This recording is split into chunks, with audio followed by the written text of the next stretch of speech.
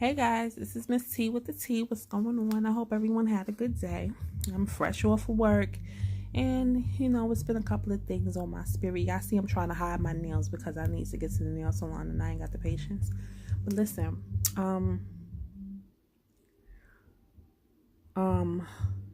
this is what I was gonna say. So, I've been watching like a lot of these. I'm not political at all. Let's just make sure you know that I'm not political, and I don't make political statements. But I do try to be forthcoming and say things that I'm thinking. So we have the Department of Education Secretary, the typeface lady, her, Besy DeVos, this heifer. So this whole decides that she wants to defund programs for schools and for education and all of these different things. And basically, everything that she wants to defund will affect people of lower incomes, whether it's black people, brown people, poor Caucasian people, Hispanic. It doesn't matter. That's the point. Everything she wants to do is taking money away from your children, away from our education, away from that to line her pockets as well as her rich colleagues and friends. So this upper echelon of people can have more money than they already have when they already walk outside of their big giant 6,000 square foot mansions and walk into their garage where they have 12, 13, 14, 15 cars just because they want them. Meanwhile, there are people in America who cannot feed themselves, who cannot afford to send their children to school, teachers who cannot afford their rent because their school loans are freaking astronomically ridiculous. And Besy DeVos has decided that in her program, she wants to cut funding to all of these different things that help people in that way. But I digress. Evil is evil. And Besy DeVos, the orange child that's in the White House, Mitch McConnell, whatever his name is, him, all these rich, fancy white people who think that they know what's best for poor people want to cut all of this money from a $1 trillion budget or from $1 billion budget so that they can have more money in their pockets. When they already have money, they have enough money to be rich for the rest of their lives, their children's lives, their grandchildren's lives. I mean, this is generational wealth we're talking about here. These people have generational wealth. Like Mitch McDonald, whatever his name is, can die today, and his grandchildren, his great grandchildren, will still be able to eat off of whatever the money that man has. The same with Besy DeVos. She comes from money. Her family were billionaires. They're billionaires. They have like all kinds of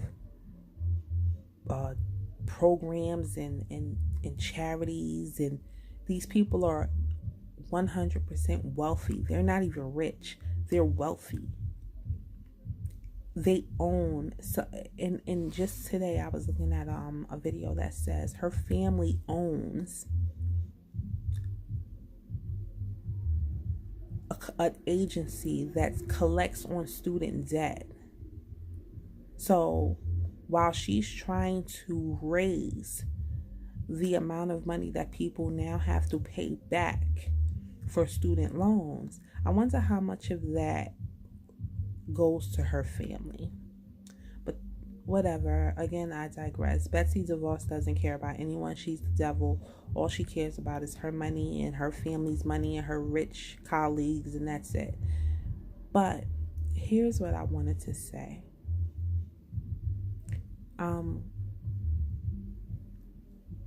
People like basketball players, baseball players, soccer players, tennis players, football, entertainers, Beyonce, Jay-Z. Now, all of these people already donate to whatever charities.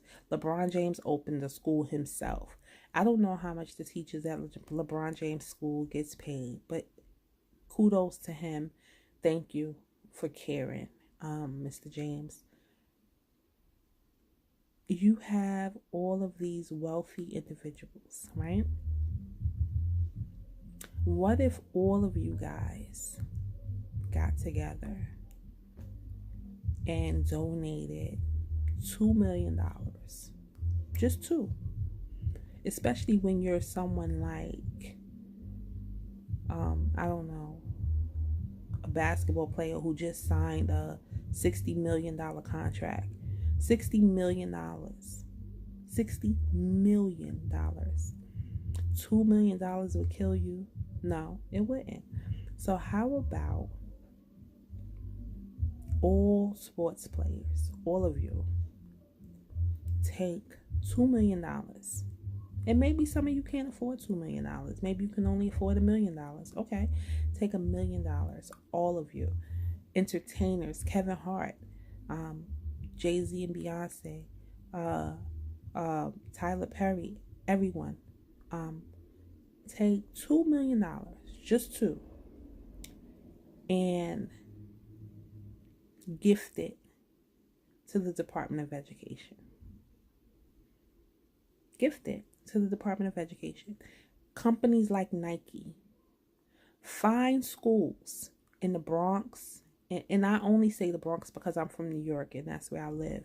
So other places, California, the Ohio, Chicago, take the Department of Education and donate this amount of money and specify with these donations that this money has to be given to teachers and to fund programs for the schools. These teachers deserve to be paid more money than what they're getting.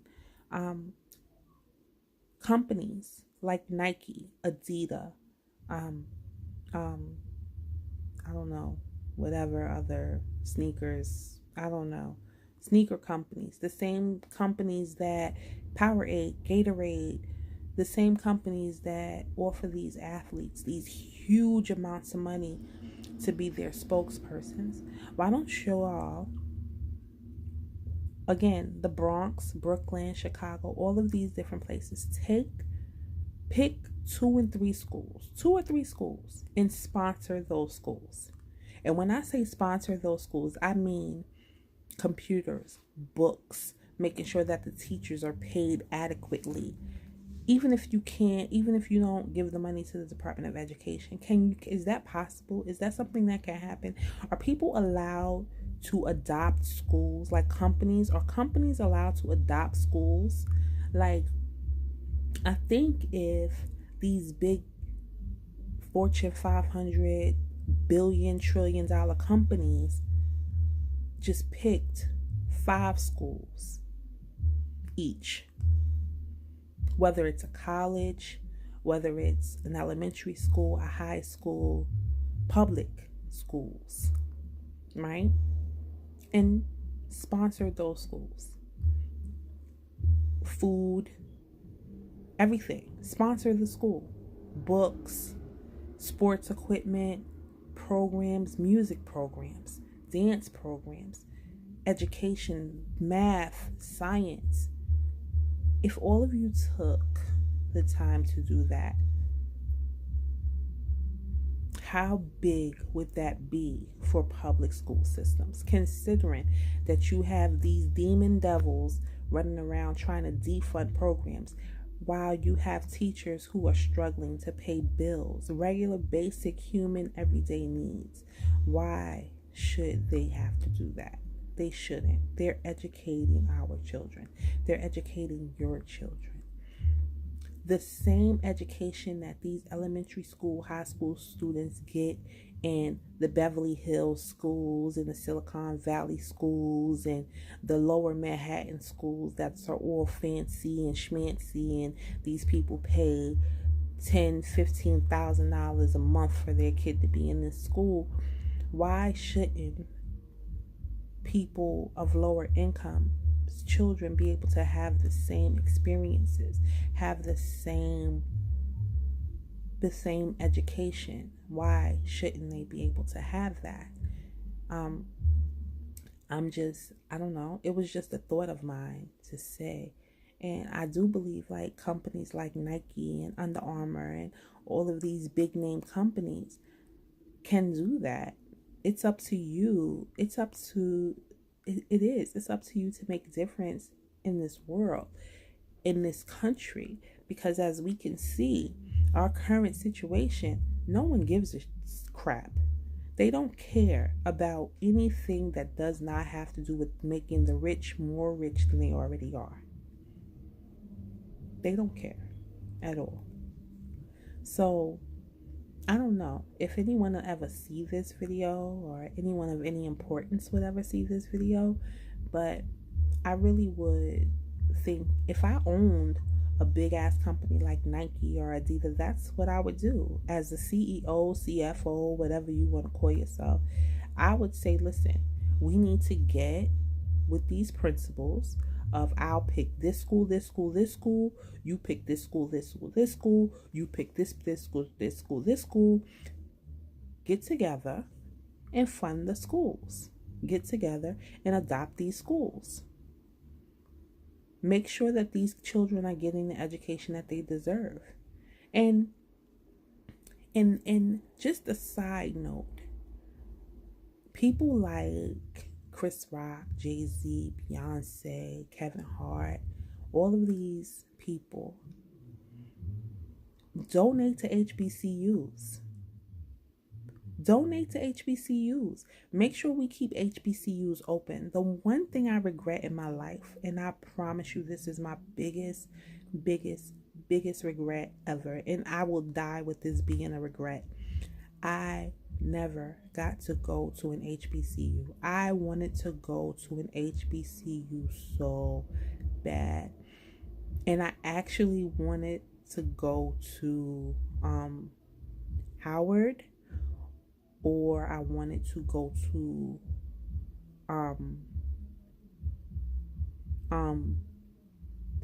Alabama State. It was a few back in the day. I can't remember all the names of them right now, but when I was a teenager and I was thinking about college, I wanted to go to a historically black college. Always, I wanted to be a Delta.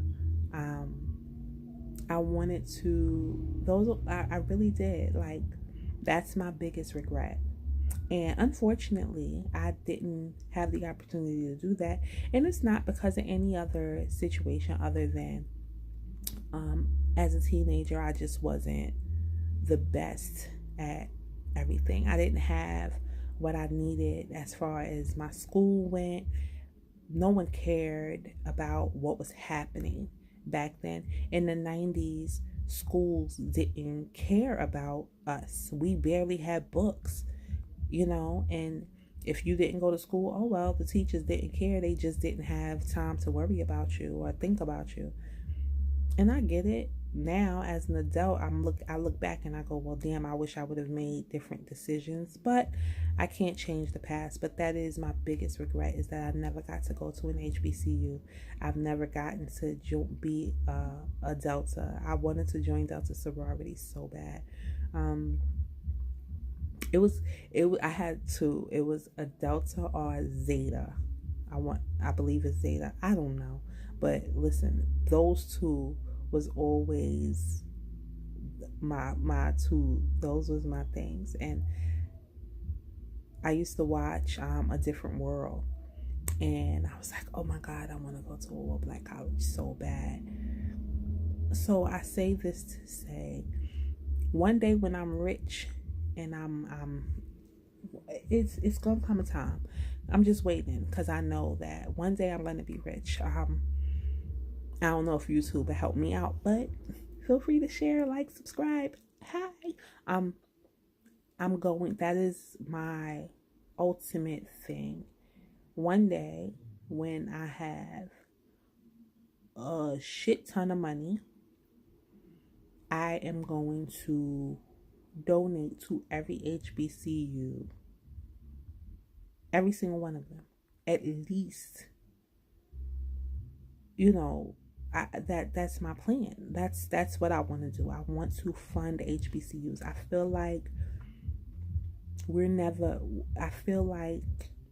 HBCUs are just forgotten, and they're very important to the Black community. Because they're important to people of color. They are. And I feel like they're lost in the sauce because everyone talks about Harvard and Yale and all the rich kids that you see on you know, and this is no jab to Aoki Lee Simmons. Congratulations on being 16 and getting into Harvard, my love. I bless, that is a blessing. You are a beautiful, young, intelligent, young Black woman. But I really wish that she would have been able to get into an HBCU or would have been an HBCU that she was that happy to get into.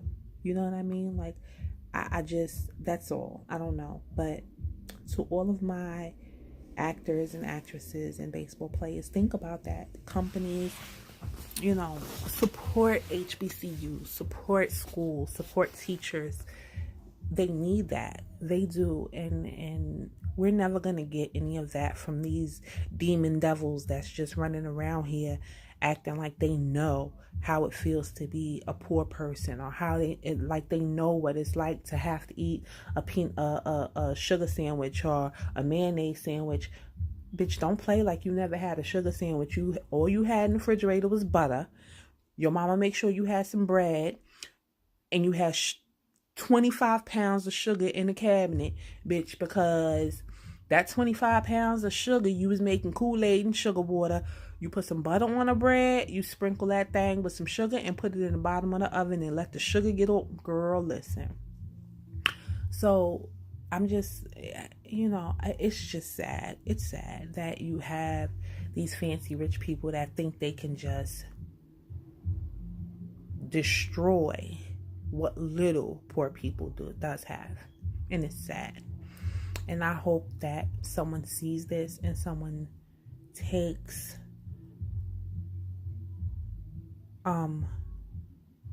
God bless you. And I hope that people really hear this, and companies think about it. I mean, what can you really lose? You're not going to lose anything. It's like donations. I'm sure you get them back when you do taxes. It's Miss T with the T, people. Love each other, because if we don't, nobody else will.